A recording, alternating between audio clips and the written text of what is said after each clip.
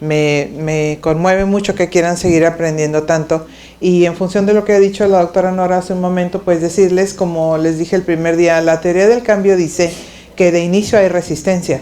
Y la resistencia es difícil de vencer cuando entre las personas menos asumen el cambio. Se dice que los adoptantes tempranos del cambio son aquellos que sufren menos, es decir, entran en sintonía de inmediato con los cambios. Eso no significa que todo lo nuevo es bueno, ni que todo lo malo es viejo. Eso no es así. Hay cosas que hemos hecho en el pasado que debemos sostener porque lo hemos hecho bien. Por ejemplo, los programas de inmunización, sobre todo frente a un grupo hoy en día que se está moviendo para ir en contra de las inmunizaciones, y con eso hemos visto unos resultados atroces. Entonces, el programa de inmunizaciones es muy bueno. El programa de los enfermeros visitadores era muy bueno, ¿no? Es un programa viejo, pero sigue funcionando. Hay partes del mundo donde el enfermero tiene que seguir visitando, andando la sierra y a veces al lomo de burro y tal, para poder llegar a llevar la salud a las comunidades. Entonces, enfermería es una profesión en muchas ocasiones de acciones heroicas por salvar a los pacientes. Me conmueve mucho que están aquí, que es domingo, les agradezco mucho. Esta presentación la tenía que haber hecho la doctora Herman, pero no está, entonces la haré yo. Pero antes de eso quisiera hacer una pequeña dinámica. Muchos de los que están aquí no habían venido a la ocasión anterior. Me hubiera gustado ponerles esa dinámica porque yo me divierto mucho, pero les voy a poner otra. Por favor, todo el mundo, ahí pueden dejar sus cosas y pararse. Gracias. Me voy a parar acá. Gracias, gracias. Por favor, pueden aplaudir. 2, 3 aplausos. Fíjense. Gracias. ¿Cuál es su mano dominante para aplaudir? Ok. ¿Pueden invertirla y aplaudir al otro lado? A ver. Gracias. ¿Es raro? ¿Es raro? Sí, ¿verdad? Aplaudan otra vez como aplauden siempre. Gracias. Ahora como aplaudieron, como aprendieron ahora. Gracias. Ahora al revés. Ahora del otro lado. Gracias. Ya no está tan raro, ¿verdad? No, ya no está tan raro, gracias, ya se pueden sentar. No está tan raro porque ya lo hicimos 2 o 3 veces, ¿cierto? Cuando hacemos algo por primera vez es raro y nos resistimos al asunto. Cuando queremos algo por primera vez y lo intentamos, de pronto es difícil para el cerebro humano. Solamente decirles que el cerebro humano es un ingenuote y se va a creer lo que nosotros le digamos. ¿Quién se ha subido a un simulador? Levanten la mano. ¿Quién se ha subido a un simulador? Sí, y pensaban que se mataban, ¿verdad? Decían, helicóptero se estrella, pero estaban en una sillita pegados al suelo, ¿verdad? Pero ya el cerebro dijo, te matas, mi reina, despídete del mundo, dile adiós a Nick y Nock y muérete. No es cierto. El cerebro humano se va a creer lo que nosotros le digamos. Y si nosotros empezamos con que no me gusta, ¿por qué? Tú, el libro, cállate, ¿qué es eso de Nick? ¿Por qué me traes guías de práctica clínica? Déjame en paz, déjame ser la enfermera obediente, la que le da el café al médico, la que se presta a que la abracen y tal. O sea, no. El enfermero profesional hoy en día es alguien que tiene un pensamiento muy elaborado. Muy elaborado. Y yo me siento alegre de tener un pensamiento muy elaborado. Y todo el mundo aquí se tendrá que dar besitos a su cerebro de tantas circunvalaciones que tiene nuestro cerebro. Entre más vueltitas tiene nuestro cerebro, más inteligentes somos. Yo agradezco las mías.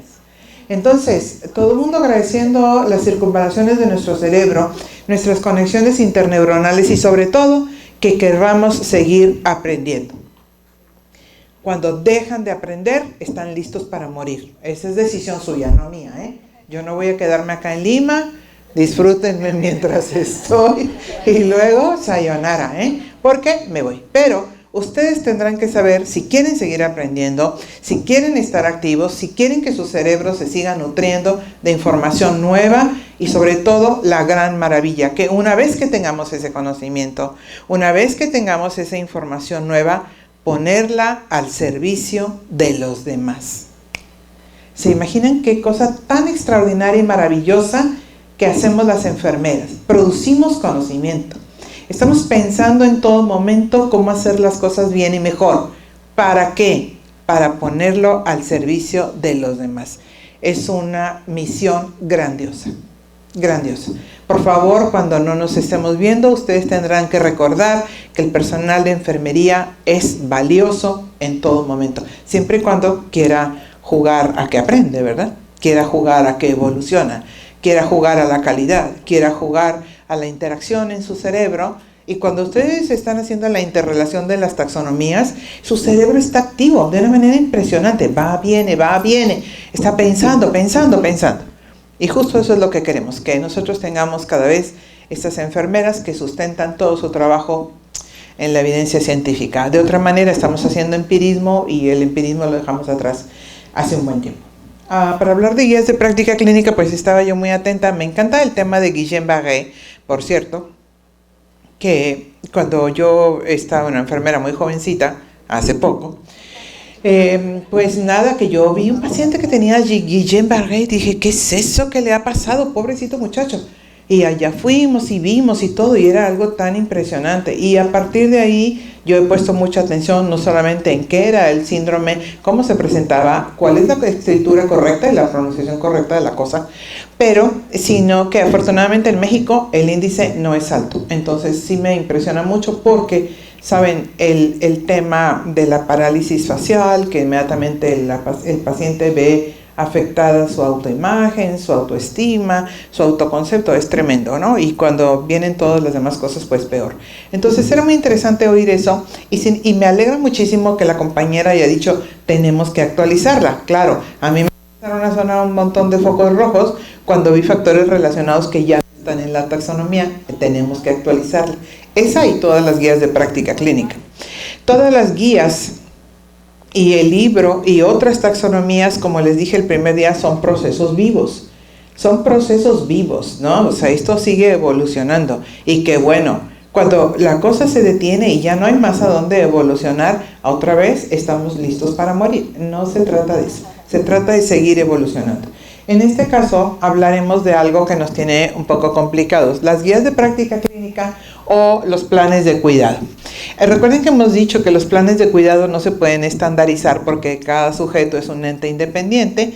Entonces, eso de planes de cuidado estandarizados es un poco como decir todos somos iguales y eso no es así. Entonces, recordarles que, por ejemplo, hay que desarrollar sistemáticamente situaciones para que se tomen decisiones en la atención de salud. No podemos tomar las mismas decisiones para todos. Se va haciendo una situación que nos debe de llevar a pensar qué es lo que es mejor para nuestros pacientes. Es cierto que hay miles de hipertensos por el mundo, es cierto que hay millones de diabéticos por el mundo, es cierto que hay millones de pacientes con obesidad y sobrepeso. Entonces tenemos que estar atentos de que efectivamente hay un cuidado que tenemos que brindarle a todos ellos, pero no necesariamente idéntico porque cada sujeto es independiente. Las guías de práctica clínica nos ayudan a reducir las variaciones, ¿verdad? La guía, como su nombre lo dice, me va marcando una ruta. Como cuando ustedes estudiaron administración de los servicios de enfermería, les dijeron que los procedimientos, ¿no es cierto?, teníamos que hacerlos todos de la misma manera. No les voy a poner acá el ejercicio de desarrollar un procedimiento porque otra vez no tengo ganas de derramar ceros, pero ¿qué tal que nosotros hiciéramos un procedimiento como anteriormente los mencionábamos o una guía de práctica clínica para hacer nuestro cuidado? Bueno, tenemos que hacerlo de una manera sistematizada, pero al mismo tiempo tenemos que hacerlo de manera ágil. Si yo tengo una guía de práctica clínica que tiene como unas 15 hojas, ya se me murió el paciente. Necesito que esto sea ágil. Necesito llegar a la guía y de inmediato encontrar la respuesta de aquello que yo estoy buscando. Entonces, atentos porque de pronto también ser absolutamente académicos y sumamente ilustrativos en lo que estamos haciendo puede ser que sea importante y que la gente piense, oh, pues mira qué bien, sin embargo no me da la respuesta rápida.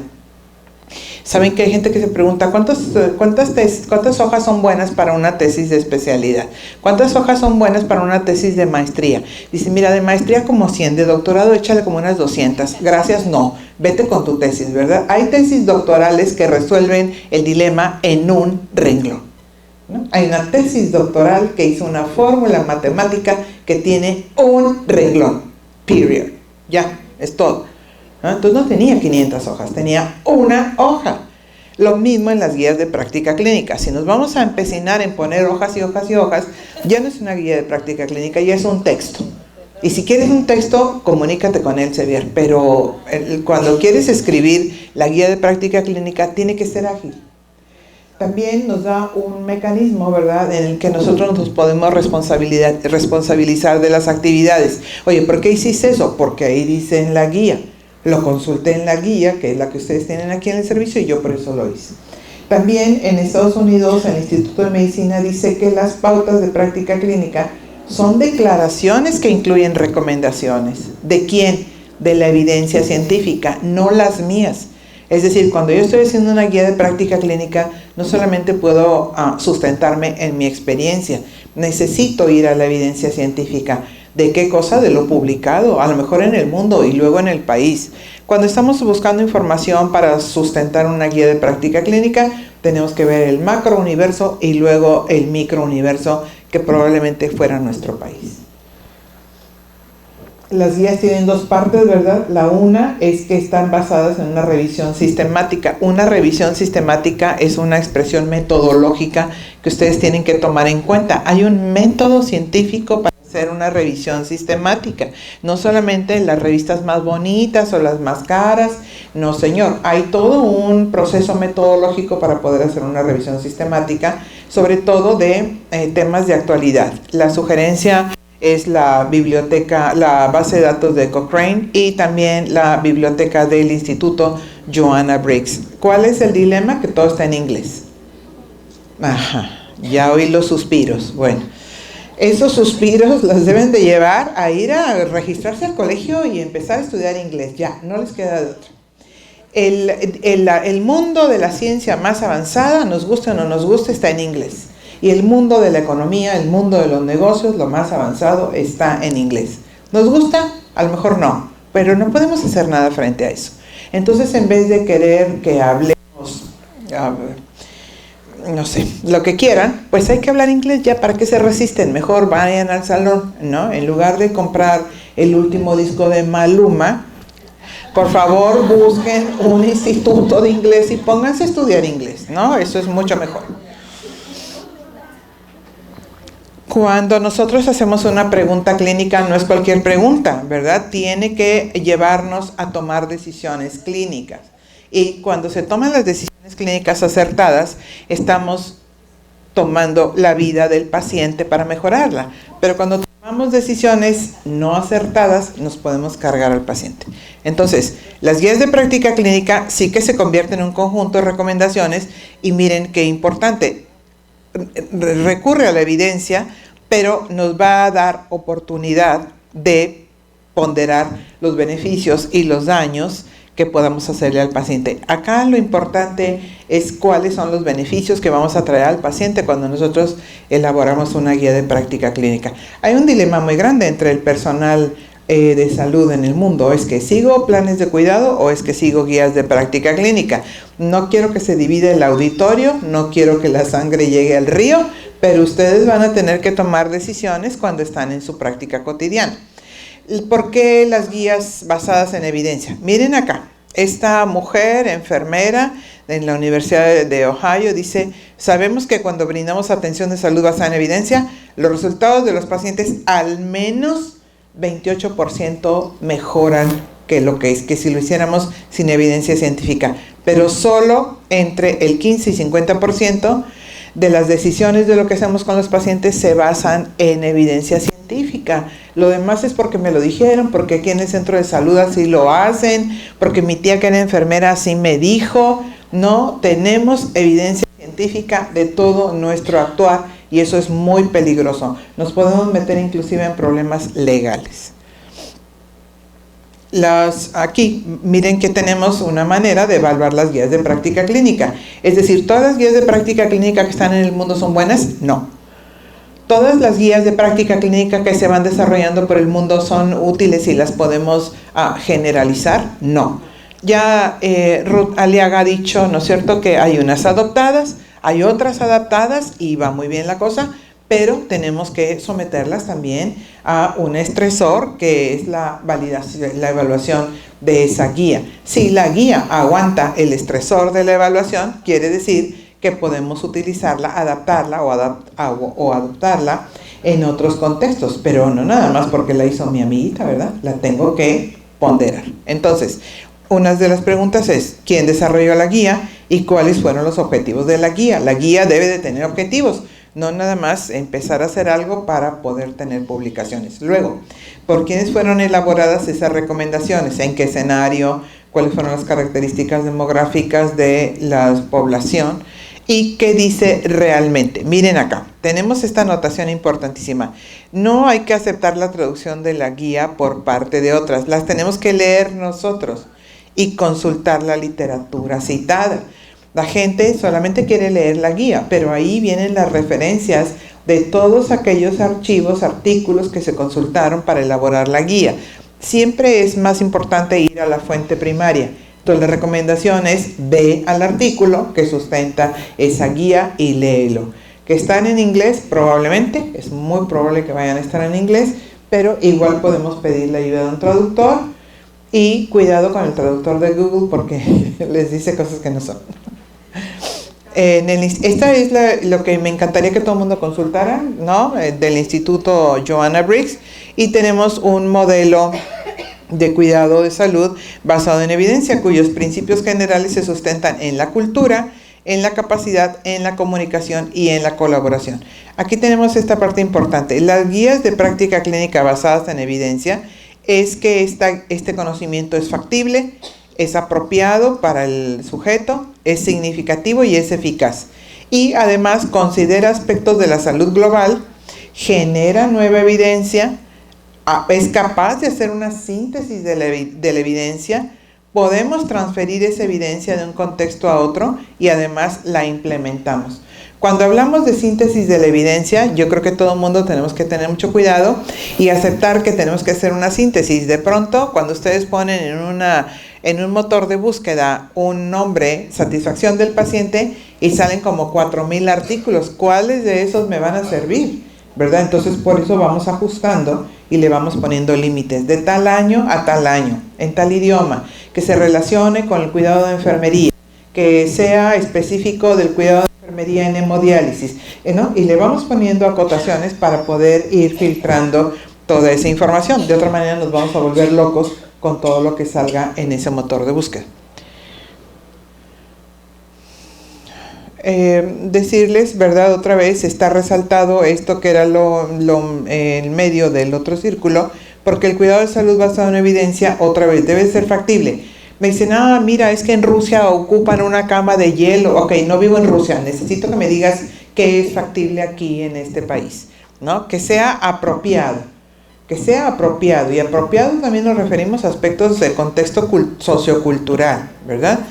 Saben que las comunidades Amish en el mundo van con el esposo y el traductor a la consulta, la señora, ¿verdad? La señora no le dice nada al médico, le dice al esposo, el esposo le dice al traductor y el traductor le dice al médico y regresa a la pregunta. Y si al médico se le ocurre preguntarle directamente, la señora se para y se va. Ella no habla con sujetos que no sean su marido, ¿verdad? Entonces, bueno, ¿qué podemos hacer ahí? Tomar en cuenta eso, ¿verdad? Cuando tuviéramos que atender poblaciones en un contexto cultural distinto. Que sea significativo, es decir, que lo que vamos a cuidar y lo que vamos a brindar al paciente valga la pena. ¿Para qué hacemos una guía de práctica clínica que realmente no va a tener mucho cambio en el estado del paciente y que sea eficaz? Queremos ser contundentes en nuestro cuidado. Las personas no tenemos tiempo para perder, al menos yo no sé ustedes, pero si nosotros no estamos siendo eficaces en nuestro cuidado, estamos perdiendo el tiempo, el mío y el del paciente. Entonces, atentos con esa parte también.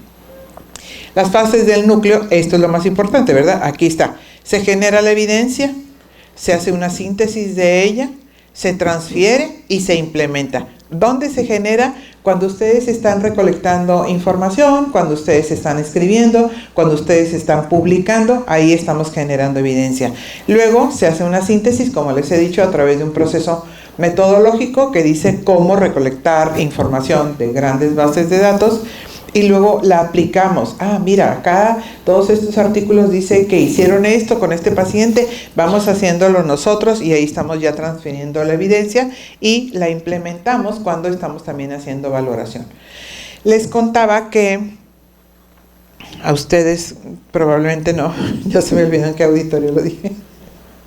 Les contaba que en Galveston, que es una ciudad tejana que tiene mucha población hispana, pues cuando las madres tienen a sus críos, los papás de las muchachas les llevaban mecedoras, no sé cómo les llamen acá, mecedora, su rocker, y entonces pues estas muchachas recién operadas de cesárea se mecían, ¿verdad?, en su mecedora, que por cierto es muy delicioso, ¿no es cierto?, y entonces ahí arrullaban al bebé y ahí le daban de comer y toda su vida se iba en la mecedora los 2 siguientes días de la cirugía de cesárea. No tenían problemas de estreñimiento, ¿verdad?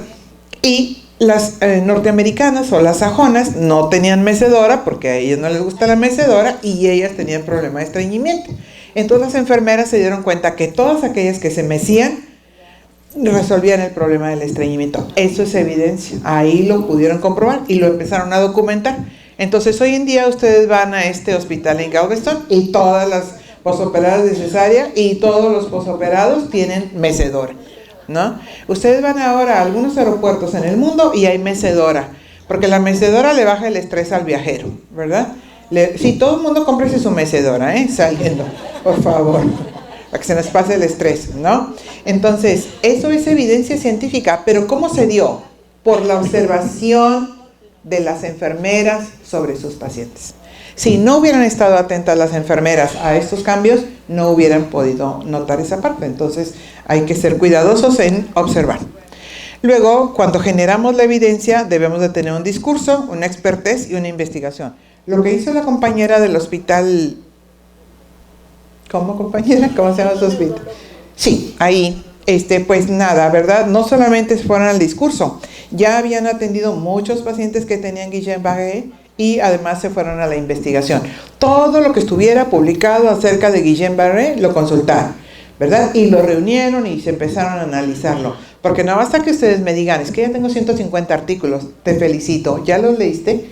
Porque de nada sirve que tú tengas una carpeta llena de artículos, los tienes que leer e interpretar y además ir agrupando, ¿verdad?, para poder tener información.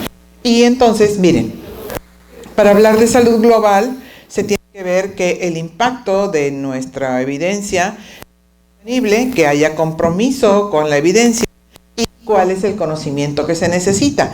¿Qué tal que nosotros andamos ya queriendo inventar el hilo negro? ¿Qué creen? Ya lo inventaron, ¿verdad? Sí, alguien en México me dijo, es que voy a desarrollar un nuevo clasificación de diagnósticos. Felicito, ya están, ¿no? ¿Para qué pierdes el tiempo? Mejor usa tu tiempo en algo que no haya hecho alguien, porque ahora copiar todo lo que ya han hecho otros grupos, pues es bastante más fácil. No es ético, pero pues no, es más fácil que crear algo nuevo, ¿no? Entonces nosotros necesitamos saber cuál es el conocimiento real que se necesita y no estar duplicando información. Nos hemos encontrado con diversidad de libros, no solamente en cuanto al uso de las taxonomías, ¿verdad?, que la gente nada más copia, pone aquí y luego lo vende, sino que en otros temas también nos hemos encontrado que la gente toma la guía de práctica clínica de MD Anderson en Houston y le ponen el nombre del Hospital General, no sé qué, de Huaynaco, ¿no? Ven que sí dice geografía de Perú. Sí hay Huaynaco, ¿verdad? Huaynaco, whatever, ¿cómo? Eso, Entonces, nosotros no tenemos que estar copiando el trabajo de otros, tenemos que ver cuál es el conocimiento que se requiere para desarrollarlo, no estar copiando y sin ética comercializar el conocimiento de los demás, ¿verdad? Cuando estamos hablando de la síntesis de la evidencia, necesitamos las guías, necesitamos un resumen de la evidencia y una revisión sistemática. Aquí está. Las revisiones sistemáticas, como les he dicho previamente, tienen una estrategia metodológica. Hay publicaciones que dicen cómo hacer las revisiones sistemáticas. Es un trabajo científico, es un trabajo publicable, Por lo tanto, si a alguien le interesa, creo que podrían avanzar en las revisiones sistemáticas, y eso es como nos permite hacer una síntesis de la evidencia. No todos los artículos regados por el mundo, sino sintetizados. También, cuando estamos haciendo la transferencia de la evidencia, necesitamos una diseminación activa, sistemas de integración, documentarlo y todo, y educar a los demás. Recuerden que la educación a los demás es un punto sustancial para avanzar en la adopción de guías de práctica clínica o en la elaboración de guías de práctica clínica, porque si nosotros hacemos la guía de práctica clínica y la guardamos, se perdió todo el trabajo, ¿verdad? También de ser preferible todo lo que ustedes hagan en el ámbito de la ciencia, pues publicarlo sería lo bueno, ¿verdad? Ustedes dicen, sí, yo tengo investigación, ok, ¿cuánta está publicada, verdad? ¿Cuánto de ella? Ahora, ayer la doctora Takao puso ahí un artículo de alguien que dice cómo se validan los instrumentos de salud, ¿no es cierto? Bueno, le voy a dar el mío para que también lo ponga ahí, que yo tengo un artículo que dice cómo se validan los instrumentos de investigación, y luego tengo otro artículo publicado que dice cómo se construyen los instrumentos de investigación en salud. La gente, insisto, pone en las revistas, nosotros construimos el instrumento, tiene 5 preguntas y todas son de sí y no. Ok. Es que imagínense, sí, no, ok, 50 dijeron que sí, 25 que no, y los otros no contestaron. Y luego, en esas respuestas dicotómicas no me están diciendo nada. Necesitamos construir instrumentos a través de un proceso metodológico, estadístico, cualitativo, luego cuantitativo, luego cualitativo otra vez, para poder decir que tenemos un instrumento construido. Y cuando estamos haciendo una guía de práctica clínica, pues también, no nada más es que ya juntamos la información, es que vamos a buscar diseminarla, ¿verdad? Que la gente sepa, que se integre en un sistema de trabajo, por ejemplo, y educamos a los demás al respecto. Cuando estamos hablando de la implementación de la evidencia, pues ¿cuál es el contexto? No es lo mismo un hospital rural en la zona andina que un hospital urbano en Washington, D.C. No es lo mismo. Entonces tenemos que analizar el contexto con cuidado y procurar la facilitación del cambio. La facilitación del cambio mayormente va por la buena, ¿no? Mayormente no llega uno y le impone la cosa a los colaboradores. Uno les hace resaltar la importancia del cambio y luego evaluamos el proceso y los resultados. Proceso, el de la implementación de la guía, y cuáles resultados, pues cómo han ido surgiendo nuestros pacientes una vez que nosotros estamos utilizando esa guía de práctica clínica. Luego, miren qué cosa tan importante, toma de decisiones. Hace un momento les dije que nuestro cerebro, entre más razone, mejor toma de decisiones puede hacer. Entonces, cuando nosotros integramos la evidencia generada por investigación de calidad, vamos a tener como evidencia lo clínico y el expertise de las personas. También hay que tomar en cuenta los valores y preferencias del paciente, ¿verdad? Hace rato no les dijo, no señores, que usted ya tiene muchos niños, pero yo quiero tener más. Es que a lo mejor nadie le ha dicho, ¿verdad? Que en cada embarazo se le va toda la economía de su cuerpo y que al rato va a estar cansadísima y quién va a cuidar los críos, ¿verdad? Entonces, tenemos además que conocer el contexto para saber qué recursos contamos, cuáles serían las barreras y también qué nos va a facilitar que la guía de práctica clínica se adopte. Aquí también nos dijeron unas compañeras que los compañeros les dijeron, bueno, la doctora Aliaga dijo, ¿no? ¿Y ustedes de qué van a hacer una guía? Mira, yo ahorita mismo te explico de qué va a ser la guía. Los médicos pueden ser las primeras barreras con las que nos podamos topar para implementar nuestras guías de práctica clínica, pero cuando están habilitados en una evidencia científica, pues creo que no.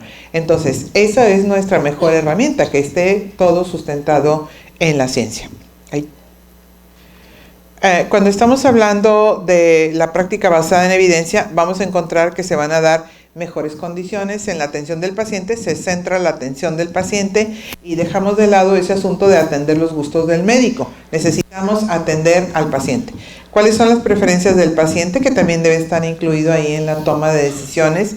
A veces no le preguntamos, llegamos y le decimos, lo tengo que inyectar del lado derecho, ¿pero por qué? A mí no me gusta, ¿verdad? Entonces tendríamos que tomar en cuenta también al paciente.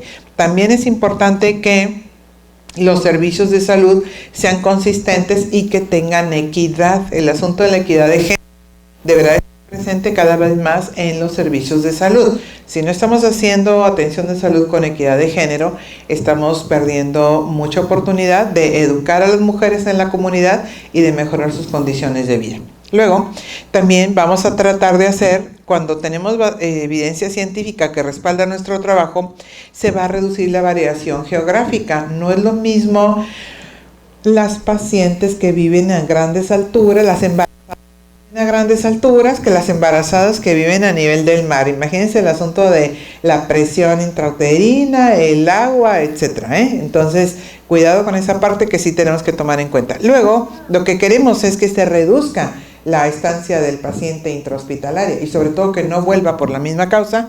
Encontraremos mejores resultados, hablaremos de servicios de salud de calidad y sobre todo mayor seguridad del paciente. Si se fijan, en estos 4 últimos hemos disertado todo este fin de semana. Todo el fin de semana. ¿Eso qué quiere decir? Que cuando hacemos un buen proceso enfermero, estamos brindando cuidado humanizado, trato digno, cuidado de calidad, buscando la seguridad del paciente, reduciendo la estancia hospitalaria y asegurando servicios de calidad dignos para, yo estoy segura que ustedes quieren servicios de calidad dignos para ustedes y para todos sus compatriotas. Entonces, sobre ello vamos.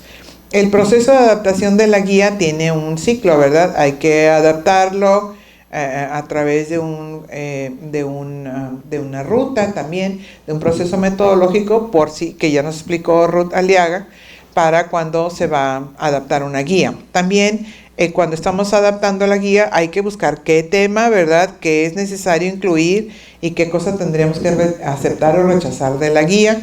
Luego, cuando estamos en la fase de la configuración, es importante describir toda la fase antes de completar el proceso de adaptación. El proceso de adaptación no nada más es ponerlo a nuestro contexto, también tenemos que investigar. Y en la fase final necesitamos revisiones externas y actualización y producción de nuestras guías. La revisión externa es muy buena porque de pronto nos ciclamos en lo que estamos leyendo y ya no notamos los errores. Ayer tuve casi una bradicardia cuando la doctora Nora encontró un error en el libro y bueno, dije, por favor, rápido, alguien que me lleve a la UCE, ¿no? O sea, no lo vi, mis revisores no lo vieron y mi editorial no lo vio. Entonces, ahí está, ¿verdad? Vamos a tener que informar a la editorial para que en la edición 21-23 no venga el error.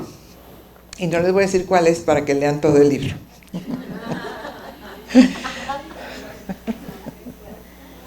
Cuando hacemos práctica basada en evidencia, pues necesitamos recordar esta parte. El conocimiento de investigación tiene que estar integrado por paneles de expertos. Hay gente que quiere trabajar y le gusta trabajar mucho y todo, pero de pronto no tiene el área o el nivel de expertez que necesitamos para contribuir a la guía. Necesitamos buscar a los expertos.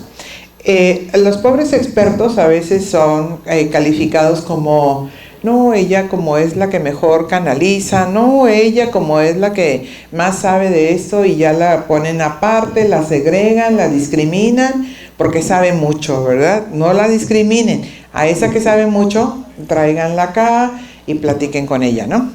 Las fases principales de esta integración pues tiene que ver con acceder a la mejor evidencia, como ya les dije, usar la evidencia cuando están ya tomando decisiones de cuidado. Ya están atendiendo a un paciente, usen esa evidencia para atender al paciente y luego hay que hacer nuestra práctica de acuerdo a la decisión tomada.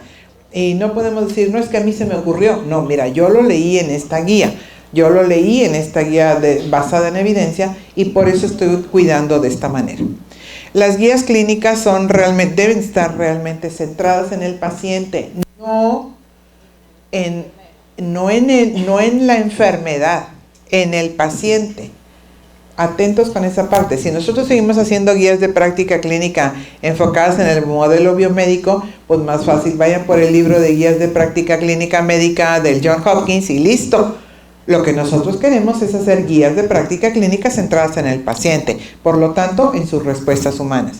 Entonces, Estas guías clínicas nos dan literatura para poder seguir interviniendo al paciente en cuanto a sus respuestas humanas y además debe ser el estándar de oro para el cuidado. Las guías de práctica clínica centradas en el paciente y en sus respuestas humanas es lo que debe conducir el trabajo práctico y clínico de enfermería.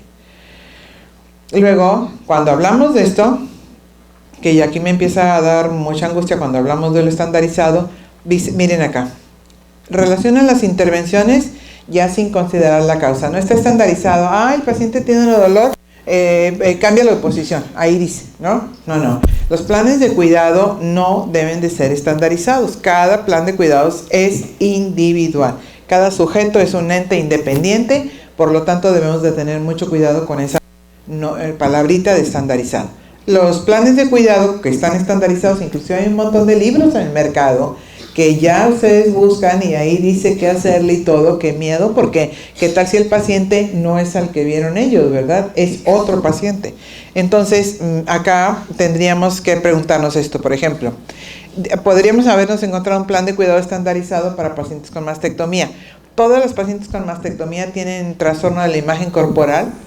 No, el ejemplo de la doctora Takao decía, no, yo soy una adulta mayor, a mí qué me importa la recuperación, no, a mí quítame el cáncer y listo, lo demás no importa, ¿no?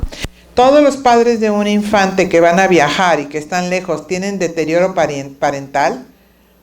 No tienen deterioro parental, el pobre tiene que ir a trabajar, no es que no le importe su crío, ¿no? Pero en el plan de cuidado estandarizado dice eso, que los padres de un infante que viajan tienen deterioro parental, eso no es cierto. Luego, todos los ancianos que viven solos y tienen signos de debilitamiento, ¿tienen síndrome de fragilidad del anciano? No, tampoco, ¿verdad? Hay adultos mayores, bien mayores, que andan en el jardín, cosechan, vienen, suben, bajan, y ya quisiéramos muchos de este auditorio tener esa energía, ¿verdad? Bueno, entonces, no. Los planes de cuidado no deben de ser estandarizados. ¿Y por qué tratamos igual a todos los pacientes? ¿Por qué los queremos tratar igual cuando estamos hablando de planes de cuidado estandarizados? Es un error de la práctica, no se estandariza nada. Cada ente es un sujeto independiente. Aquí, úlcera por presión, la paciente 88 años, nutrición inadecuada, tiene un índice de masa corporal de 16.8. En la guía de práctica clínica, nosotros buscaremos que la paciente demuestre nutrición adecuada para mantener ingesta diaria de líquidos y también una ingesta diaria de líquidos para la hidratación de su persona. Y además porque ella probablemente está en riesgo de úlcera por presión, ¿verdad? Por la edad y por su nutrición inadecuada y por su bajo peso. En el plan de cuidado estandarizado, miren lo que dice. La paciente demostrará comportamientos para prevenir la degradación de la piel, identificará los factores de riesgo y verbalizará la comprensión del tratamiento.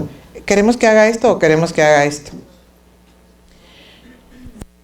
Aquí hay cosas que la paciente de plano no va a poder hacer. 88 años, pues qué tal si ya no se puede mover solita, ¿verdad?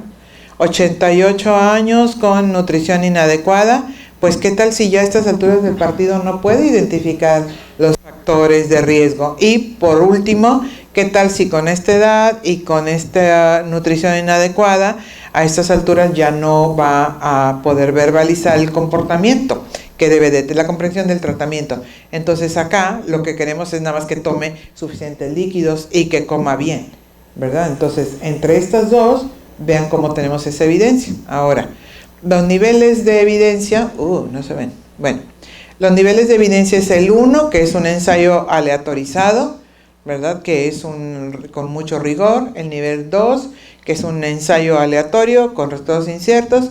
El 3 es uno no aleatorizado. El 4 no tiene controles. Y el 5, serie de casos sin controles. Lo que estamos buscando usualmente es el nivel de evidencia 1, ¿verdad?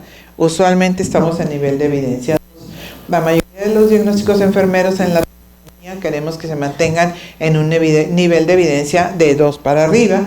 Y eso es lo que deberíamos hacer también cuando hacemos guías de práctica clínica en nuestros hospitales. Esto se lo voy a decir. ¿Qué preferiría uno si fuera el paciente? Si ustedes fueran los pacientes, dice, la NANDA International respalda el uso de guías basadas en evidencia, pero estas guías deben de estar basadas en valoración enfermera, apoyado por marcos teóricos, o por teoría de enfermería. Podemos utilizar el modelo de Gordon, como lo hemos dicho antes. También las guías de práctica clínica deben de identificar, pero perfectamente, cuáles son los factores de riesgo o relacionados a la intervención que se va a llevar a cabo. Y por último, que se identifiquen las características definitorias. Es decir, las guías de práctica clínica deben de tener esto muy claro. NANDA Internacional, miren acá, no recomienda el uso de planes de cuidado estandarizados cuando estos están fundamentados en diagnósticos médicos. Nosotros tenemos nuestro propio sistema de diagnósticos. Cuando los diagnósticos enfermeros son inexactos, es decir, que alguien de pronto lo inventó, se le ocurrió que era un buen diagnóstico enfermero y lo escribió. Cuando están desarrollados o basados en opiniones. A mí me parece que al paciente con quemadura de segundo grado le va mejor cuando tú le aplicas esta hierbita. ¿A ti te parece o dónde dice? ¿Verdad? No podemos en opiniones. Y finalmente, cuando se usan resultados amplios o intervenciones que no han dado resultados como evidencia científica.